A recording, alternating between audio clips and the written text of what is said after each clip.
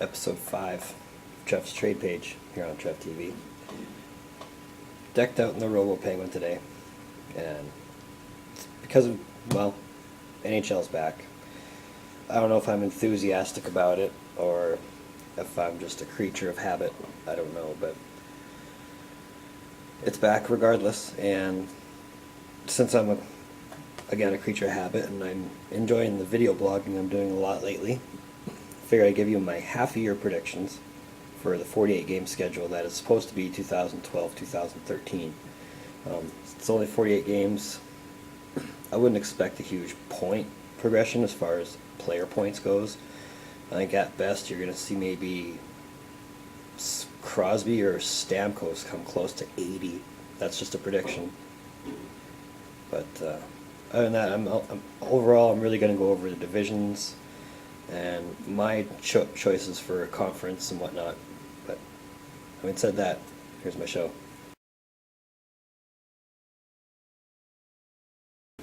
So for the Atlantic, I mean, you got your usual suspects in there, and it's usually your usual top three, being Pittsburgh, New York, and Philadelphia. I mean, you still got Jersey, who, contrary to what they did last year, I don't think they'll replicate it this year.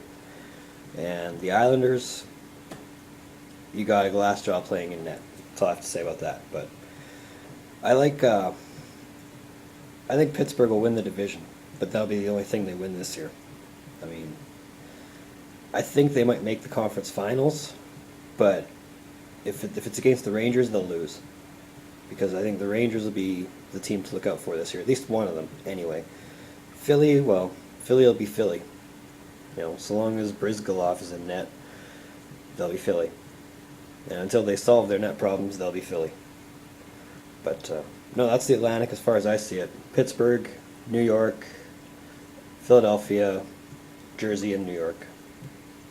That's 5, I think.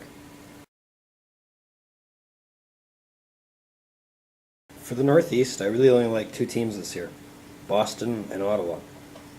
I mean, Toronto might actually improve, but not enough to guarantee them the top 2 in the division. If they're lucky, a top 3, but I don't think they'll have that much talent over Buffalo. And Montreal, well, sorry, Adam. Montreal's going to suck this year. I mean, granted, it won't hurt so bad being 48-game schedule, but until Montreal's done rebuilding or whatever it is they're doing there, they're in a bit of a slump. Not for the foreseeable future, but a while.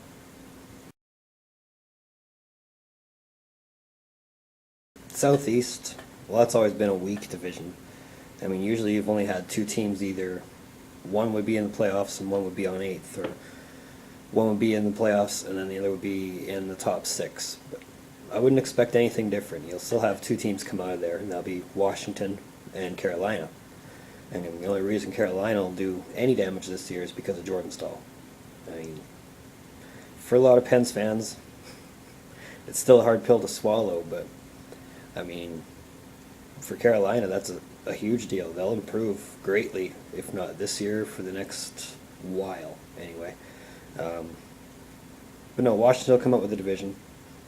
They'll be lucky if they make the conference finals, but everybody's been saying that for 8 years, myself included. And as much as I would love to see it, as an older fan of the Capitals, I really wouldn't put them as contenders. Not yet. I mean, I can't say rookie coach, but they have to learn a whole new system and how to play and whatnot. But yeah, Southeast is always weak, and those are my 2 teams. Tampa will come in 3rd. Florida will be 4th. I mean, they had a good year last year, but they won't replicate. And Winnipeg, until they get reassigned to another division, which won't help them at all, is going to finish 5th, and it's only because jet lag's finally going to settle in and get to them. Central Division, I think, is going to get the biggest makeover as far as any division goes. And that's only because Detroit's losing a lot of key elements. Like Lidstrom retired, Holmstrom just retired. And I mean, a lot of their guys, other than Zetterberg and Datsuk, aren't really establishment players. I mean, Not to say they have a young team, but it's not full of veterans like it used to be, and I don't think it'll be enough to carry them this year. I mean, expect Chicago to come out on top, St. Louis to be in second. Nashville will only go as far as Shea Weber will take them, and that'll probably be 3. Whether that'll be playoffs or not, I don't know. For Weber's sake, I sincerely hope so. St. Louis, I already covered, sorry. Columbus, well, Columbus will always be Columbus. Until they figure out what's going on there, they're going to suck. So don't expect them to make any ground anytime soon. I think this year the Northwest is no different than, say, the Northeast in the Eastern Conference. It's a 2-team division, and this year will be Vancouver, Minnesota. And I like Vancouver's chances this year.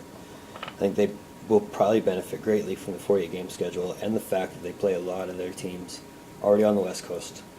So, I mean, they're not really losing any mileage, but they're not really gaining any mileage. But either way, I think a lot of them will benefit from a short schedule. Minnesota, obviously, with Suter, Parise, and whatever else they have going on from Granlund is supposed to be coming in this year. But expect them to be a legitimate force anyway. Edmonton, Calgary, there's your 3rd, 4th. Colorado, I want good things for Colorado, but until they get something in front of Varlamov, they'll be fighting for 3rd, but I think they'll finish 5th, and they'll be on points. I think the Northwest will be close, but it'll all be based on points.